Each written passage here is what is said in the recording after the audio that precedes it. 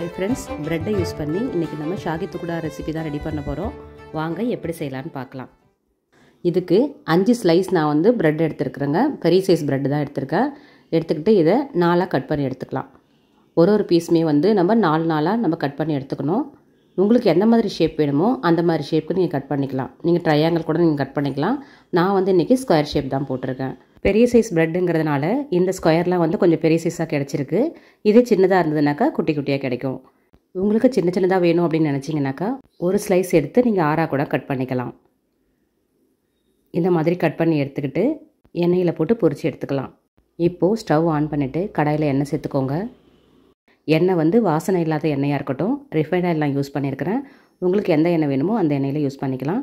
இதுக்கு வந்து கடலை எண்ணெயோ இல்லை நல்லெண்ணெயோ நீங்கள் யூஸ் பண்ணிங்கனாக்கா அந்த எண்ணெயோட வாசனை வந்துடும். அப்புறம் ஸ்வீட் நல்லா இருக்காது. அதனால் ரீஃபைண்ட் ஆயிலே மேக்ஸிமம் யூஸ் பண்ணிக்கோங்க. இப்போது மிதமான சூட்டில் வச்சு ஒன்று போட்டு பொரித்து எடுத்துக்கலாம். இன்னும் நல்ல ஃப்ளேவர் கிடைக்கணும் அப்படின்னாக்கா இந்த எண்ணெயிலேயே 2 ஸ்பூன் அளவுக்கு நெய் கூட நீங்கள் சேர்த்துக்கலாம். நான் இன்றைக்கி நெய்யெலாம் சேர்க்காம வெறும் எண்ணெயில் தான் பொரித்து எடுத்துருக்கேன். இப்போ நல்லா பொன்னிறமாக ஆனதுக்கப்புறமா திருப்பி போட்டு இந்த பக்கமும் வேக வச்சுக்கோங்க. நல்லா வெந்து வரட்டுங்க. ரொம்ப ஹை ஃப்ளேம் வச்சுக்க வேணாம், மீடியம் ஃப்ளேம்லேயே வச்சு இந்த மாதிரி பொரித்து எடுத்துக்கோங்க. இப்போது எண்ணெயை வடிகட்டிட்டு வேறு பாத்திரத்துக்கு மாற்றிக்கலாம். இதே மாதிரி மீதி இருக்கிற எல்லா ப்ரெட்டு துண்டுகளையும் நல்லா பொரித்து எடுத்துக்கலாம். வீட்டில் எத்தனை பேர் இருக்குமோ அதுக்கு தகுந்த மாதிரி ப்ரெட்டு துண்டுகளை கூடவோ குறைச்சோ சேர்த்துக்கோங்க. இப்போது நம்ம கட் பண்ணி வச்ச எல்லா ப்ரெட்டு துண்டுகளையும் நல்லாவே பொரித்து எடுத்துட்டோம். இது அப்படியே இருக்கட்டுங்க. இப்போ இதுக்கு தேவையான பால் நம்ம கடாயில் சேர்த்துக்கலாம். நான் வந்து 2 கப் அளவுக்கு பால் சேர்த்துருக்கேன். அதாவது 1/2 லிட்டர் பால், திக்கான பால் எடுத்திருக்கேன். இது பசும்பால் தான் எடுத்திருக்கேன். நீங்கள் தேவைப்பட்டால் பால் பவுடர் கூட யூஸ் பண்ணிக்கலாம். அப்படி இல்லைனா பாக்கெட் பால் கூட யூஸ் பண்ணிக்கலாம். இது நல்லா கொதித்து வரட்டுங்க. பால் வந்து நல்லா கெட்டியாகணும். அது வரைக்கும் இதை நல்லா சுண்டை காய்ச்சிக்கோங்க.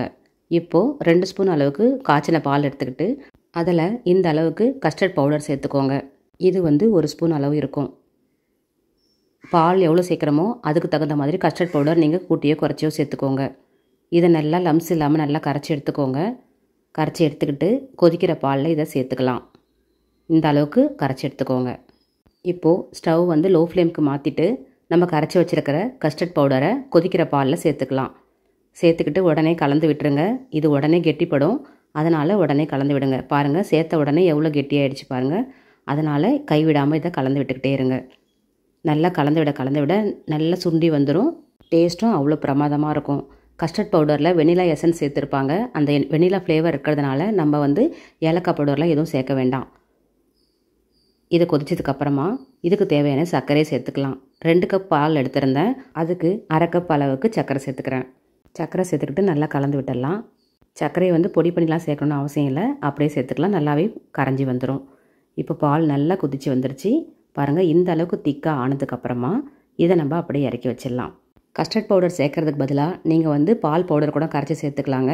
அப்படி சேர்க்கும்போது ஏலக்காய் பவுடர் கூட சேர்த்துக்கோங்க. இப்போது நல்லா கொதிச்சு வந்துருச்சு. இதை நம்ம சர்வ் பண்ணிடலாம். இந்த மாதிரி சூடாகவே வேணும் அப்படின்னாக்கா உடனே சர்வ் பண்ணிவிடுங்க. அப்படி இல்லைன்னா ஆற வச்சு ஃப்ரிட்ஜில் வச்சு கூட சர்வ் பண்ணலாம். ஆனால் சூடாக சேர்க்கும்போது தான் அந்த ப்ரெட் எல்லாமே நல்லாவே ஊறி வரும். இப்போ நம்ம பொரிச்சு வச்சுருக்கிற ப்ரெட்டு துண்டெல்லாம் இதில் சேர்த்துடலாம். உங்களுக்கு எந்த மாதிரி டிசைன் வேணுமோ அந்த மாதிரி அடுக்கிக்கோங்க. அடுக்கிட்டு கஸ்டர்ட் பவுடர் கலந்து கொதிக்க வச்ச பாலை சேர்த்துக்கலாம். இதெல்லாம் வந்து கார்னிஷ் பண்ணுறதுக்காக தாங்க. உங்களுக்கு எதை மாதிரி வேணுமோ அந்த மாதிரி ஊற வச்சுக்கலாம். நான் வந்து பாதி அளவுக்கு ப்ரெட்டு முழுகிற அளவுக்கு வச்சுருக்கேன். உங்களுக்கு ஃபுல்லாக மூழ்கி நல்லா ஊறணும் அப்படின்னு நினச்சிங்கன்னா ஃபஸ்ட்டு ஒரு பிளேட்டில் எல்லா ப்ரெட்டு துண்டுகளையும் அடுக்கிட்டு அதுக்கு மேலே இந்த பாலை ஊற்றி சேர்த்துக்கலாம். நல்லாவே ஊறி வந்துடும். இப்போது இதை மாதிரி நட்ஸ்லாம் வந்து நான் பொடி பண்ணி வச்சுருக்கேன். இதை வந்து இது மேலே கொஞ்சம் போட்டு கார்னிஷ் பண்ணிடுறேன். இது போடும்போது பாருங்கள் எவ்வளோ அழகாக இருக்குது பார்க்குறதுக்கே. நல்லா மதியம் லஞ்சுக்கு அப்புறமா இந்த மாதிரி ஒரு டெசர்ட் செஞ்சு கொடுங்க. உங்கள் குழந்தைங்க ரொம்ப விரும்பி சாப்பிடுவாங்க. இந்த ப்ரெட் எல்லாமே சூப்பராக நல்லா ஊறி வந்துட்டு இந்த நட்ஸோடையும் இந்த பாலோடையும் சேர்ந்து சாப்பிடும்போது அவ்வளோ டேஸ்ட்டாக இருக்குங்க. நீங்களும் ட்ரை பண்ணி பாருங்கள். இந்த வீடியோ உங்களுக்கு பிடிச்சிருக்குன்னு நினைக்கிறேன். பிடிச்சிருந்துன்னா லைக் பண்ணுங்கள், ஷேர் பண்ணுங்கள், கமெண்ட் பண்ணுங்கள். மறக்காமல் சப்ஸ்கிரைப் பண்ணாத எல்லாருமே சப்ஸ்கிரைப் பண்ணி சப்போர்ட் பண்ணுங்கள். இது வந்து சூடாகவே நம்ம பரிமாறும்போது கொஞ்சம் க்ரன்ச்சியாக இருக்குங்க. அப்படி இல்லைனாக்கா நீங்கள் நல்லா ஊற வச்சுட்டு ஃப்ரிட்ஜில் வச்சு எடுத்து சாப்பிட்டீங்கன்னாக்கா ஐஸ்கிரீம் டேஸ்ட்டில் சூப்பராக இருக்கும். நீங்கள் ட்ரை பண்ணி உங்கள் குழந்தைங்களுக்கு கொடுத்து பாருங்கள். என்ன சொல்கிறாங்கன்னு நீங்களே கமெண்ட்டில் சொல்லுங்கள். வாங்க நம்ம செஞ்சுருக்கிற ஷாகி துக்குடா எப்படி வந்திருக்குன்னு பார்க்கலாம். ஒரு ஸ்பூன் எடுத்து பாருங்கள். நான் வந்து பாதி அளவு தான் வந்து டிப் பண்ணி வச்சுருந்தேன். இப்படி நீங்கள் செஞ்சு சாப்பிடும்பொழுது ஒரு பக்கம் நல்லா ஊறி இருக்கும், இன்னொரு பக்கம் நல்லா க்ரன்ச்சியாக இருக்கும். செம்ம டேஸ்ட்டாக இருக்குங்க. ட்ரை பண்ணி பாருங்கள். எவ்வளோ அழகாக இருக்குது பாருங்கள். இந்த மாதிரி ஒரு டெசர்ட் செஞ்சு பார்த்துட்டு எப்படி வந்துச்சுன்னு கமெண்ட் பண்ணுங்கள். மறக்காமல் லைக் பண்ணிவிடுங்க. தேங்க்யூ.